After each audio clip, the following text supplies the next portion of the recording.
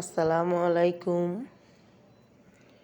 আমি আজকে রান্না করবো গরুর মাংস। গরুর মাংসর মশলাটা আমি ভালো করে কষায় লইলাম।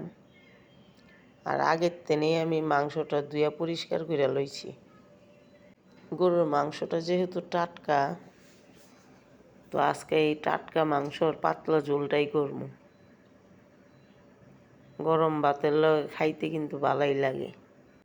মাংসটারে ভালো করে মশলার লগে লাইরা চাইরা কষাইলুম।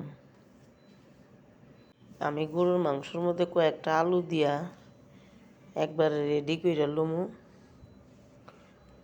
সাথে গরম ভাতটা আমি আগেই রাইন্দা হালাইছি। আর এইদিকে আমার মাংসটাও রেডি হয়ে গেছে। সাথে রাইন্দা লইছি লাল চেয়া মাছ। এটার মধ্যে কয়েকটা আলু আর টমেটো দিছি।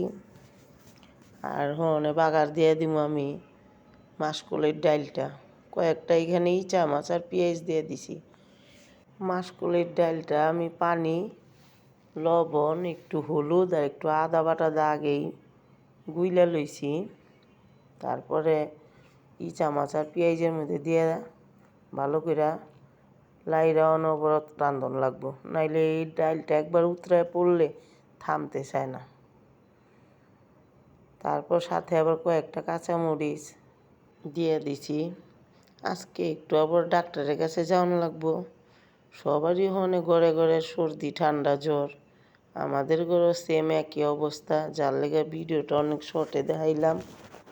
আজকের রান্নাটা আমার এই পর্যন্তই। গরুর মাংস, গরম ভাত, মাসকালের ডাল আর সাথে চেয়া মাছ। ভিডিওটা ভালো লাগলে চ্যানেলটারে সাবস্ক্রাইব কইরা পাশে থাকবেন। আর সবাই সবার জন্য দোয়া করবেন, সবাই যেন সুস্থ থাকতে পারি।